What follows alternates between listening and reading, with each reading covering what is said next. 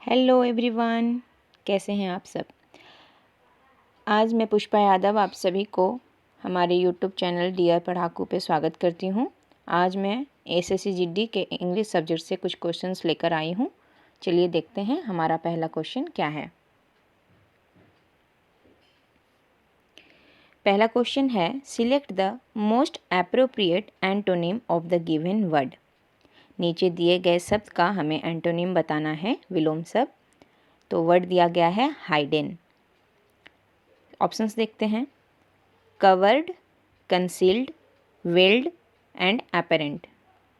दोस्तों, हाइडन का हिंदी का अर्थ होगा छिपा हुआ। तो हाइडन का एंटोनिम्स हो जाते हैं विजिबल, एपेरेंट एक्सेट्रा। तो इन चारों ऑप्शंस में से आपको दिख रहा है हमारा ऑप्शन नंबर डी जो है एपेरेंट, वो हमारा सही उत्तर है। तो हमारा सही ऑप्शन हो जाएगा एपेरेंट। नेक्स्ट क्वेश्चन देखते हैं, select the most appropriate meaning of the given idiom. नीचे दिए गए मुहावरे का अर्थ हमें बताना है। चलिए देखते हैं क्या है। कम टू लाइट, हमारा मुहावरा है कम टू लाइट। इसका हिंदी अर्थ हो जाएगा प्रकाश में आओ। ऑप्शंस देखते हैं, to be obscure, to be well little up, to pry a secret and last to be known publicly. First option जो है टू बी ऑब्स्क्योर, उसका हिंदी अर्थ हो जाएगा अस्पष्ट होना। To be well little up का अर्थ हो जाएगा अच्छी तरह से प्रज्वलित होना।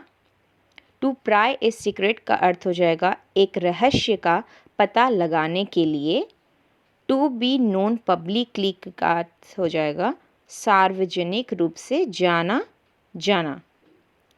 तो कम टू लाइट, प्रकाश में आओ, उसका अगर हम देखें सही ऑप्शन जो है, सही आंसर जो होगा वो होगा option number D, to be known publicly, सार्वजनिक रूप से जाना जाना।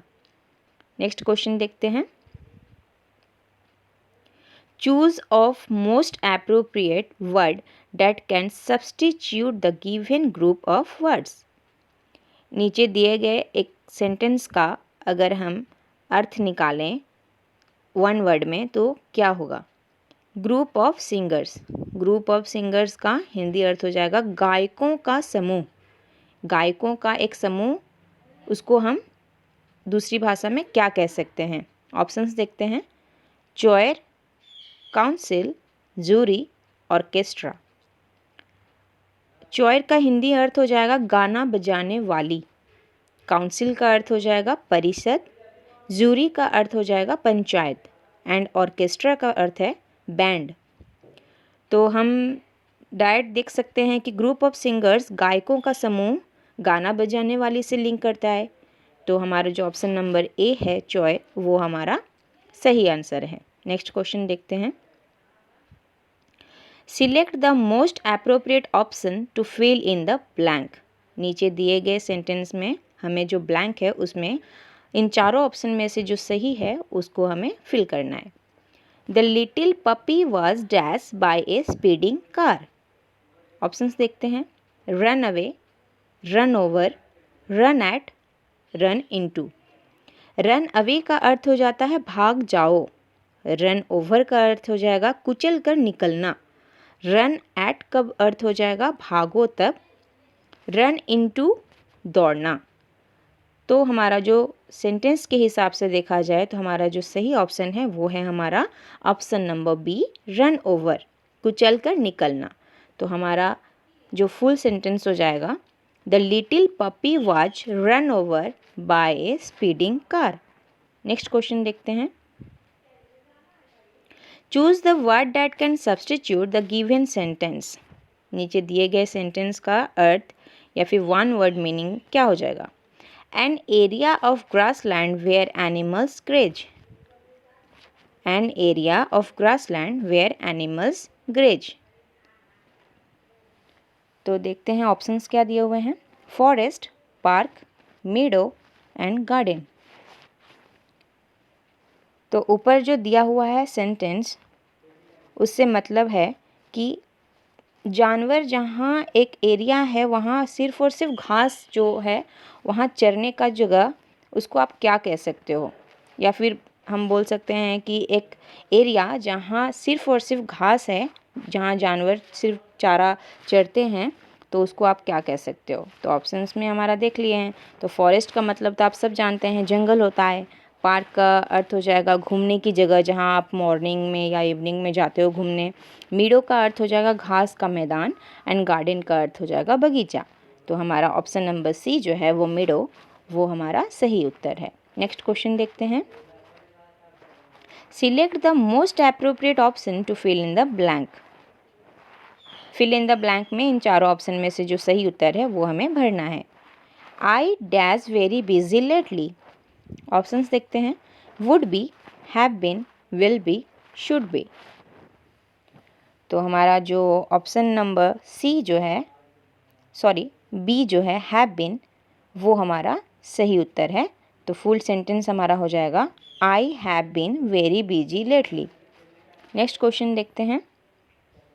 Select the correctly spelled word. इन चारों ऑप्शन में से जो करेक्ट स्पेलिंग है प्लस मीनिंग के साथ है, तो वो हमें बताना है। ऑप्शन नंबर ए में देखिए, प्रायोरिटी लिखा हुआ है बट स्पेलिंग गलत है, लेकिन उसका कोई अर्थ भी नहीं है। बी जेलस, वो भी गलत है, उसका कोई अर्थ नहीं है। सी डिस्गाइज लिखा है, डिस्गाइज का स्पेलिंग भी गलत है, प्लस उसका मीनिंग भी कुछ नहीं निकलता है। एंड डी नरिश जो है, नरिश स्पेलिंग भी सही है, प्लस उसका अर्थ हो जाता है पोषण करना। तो ऑप्शन नंबर डी जो है वो हमारा सही उत्तर है। नेक्स्ट क्वेश्चन देखते हैं। Select the most appropriate option to substitute the underlined segment in the given sentence. If there is no need to substitute it, select no improvement. तो नीचे दिए गए शब्द में से जो अंडरलाइन किया हुआ है, हमें उस जगह पे अगर ज़रूरत है तो हम इन चारों ऑप्शन में से सही ऑप्शन चूज़ करके वहाँ पे पुट कर सकते हैं। और अगर किसी सुधार की ज़रूरत नहीं है तो हम ऑप्शन नंबर ए जो है नो इम्प्रूवमेंट, वो चूज़ कर सकते हैं। तो सेंटेंस क्या लिखा हुआ है? If I was you I would not sign the document. If I was you I would not sign the document. Option देखते हैं। No improvement, if I were you, if I have been you, if I had been you. तो दोस्तों यहाँ पे if I was you जो लिखा हुआ है, वहाँ पे हमारा इफ़ आई वेयर यू होना चाहिए, क्योंकि प्लूरल वर्ब यूज़ होगा यहाँ। तो हमारा जो सही सेंटेंस हो जाएगा वो हो जाएगा if I were you I would not sign the document. तो हमारा ऑप्शन नंबर बी जो है वो हमारा सही आंसर है। नेक्स्ट क्वेश्चन देखते हैं। Select the most appropriate word for the given group of words. नीचे दिए गए सेंटेंस का जो अर्थ है वन वर्ड में, तो वो क्या हो जाएगा? ए लिस्ट ऑफ नेम्स और things in a special order. A list of names और things in a special order. चलिए देखते हैं ऑप्शंस क्या दिए हुए हैं। Atlas, catalogue, dictionary and directory. Option number A atlas का मतलब हो जाता है जिसमें कलेक्शन ऑफ मैप्स, आप कलेक्शन करते हैं मैप्स का, तो उसको एटलास कहते हैं। कैटलॉग का मतलब हो जाएगा list of the things in special order. Next dictionary का अर्थ हो जाता है कलेक्शन ऑफ वर्ड्स जो अल्फ़ाबेटिकली ऑर्डर में लिखा गया हो। डायरेक्टरी का मतलब है जैसे कॉन्टैक्ट नंबर आप कलेक्ट करके रखते हैं तो उसको आप बोलोगे डायरेक्टरी। तो हमारा जो ऑप्शन नंबर बी है कैटलॉग, वो हमारा सही ऑप्शन है। नेक्स्ट क्वेश्चन देखते हैं। Select the most appropriate option to substitute the underline segment in the given sentence. If there is no need to substitute it, select no improvement. नीचे दिए गए सेंटेंस में से जो अंडरलाइन किया गया है, अगर उस जगह पे हमें इन चारों ऑप्शंस में से सही ऑप्शन चूज़ करके लिखना है तो उसमें आप चूज़ करेंगे। और अगर कोई इम्प्रूवमेंट की ज़रूरत नहीं है तो हमारा option number D no improvement को चूज़ करना है। तो सेंटेंस क्या है? One of the factor for her failure is the lack of concentration in studies. तो यहाँ पे ऑप्शंस देखते हैं। One of the factors, each of the factors, one of a factor, no improvement. तो यहाँ पे देखिए वन ऑफ द फैक्टर जो लिखा हुआ है वो हमारा फैक्टर जो है वो हमारा प्लूरल फॉर्म में होना चाहिए, प्लूरल फॉर्म यूज़ करना है यहाँ पे। तो हमारा ऑप्शन नंबर जो ए है, वन ऑफ द फैक्टर्स, वो हमारा सही आंसर है। तो हमारा फुल सेंटेंस हो जाएगा, सही आंसर हो जाएगा, one of the factors for her failure is the lack of concentration in studies. Next question देखते हैं। Select the most appropriate synonym of the given word. नीचे दिए गए शब्द का हमें सिनोनिम बताना है। तो नीचे दिए गए शब्द का जो लिखा हुआ है क्या है, एंगेज। एंगेज का हिंदी में अर्थ हो जाएगा व्यस्त होना, या आप उसको बोल सकते हो बिजी जो होते हैं वो। तो एंगेज व्यस्त होना, उसके सिनोनिम्स हो जाते हैं occupy, captivate, hold, engross, absorb. तो हमारा इन देखते हैं ऑप्शन में क्या क्या दिया गया है, डिसमिस, सेटल, ऑक्यूपाई, रिलीज। तो हमारा एंगेज का सिनोनिम हो जाएगा ऑप्शन नंबर सी, ऑक्यूपाई। तो हमारा करेक्ट ऑप्शन है ऑक्यूपाई। चलिए आज के लिए इतना ही फ्रेंड्स। अगर आप हमारे चैनल में नए हैं तो प्लीज़ हमारे चैनल को सब्सक्राइब कीजिए। Thank you so much for watching. Have a nice day. Thank you.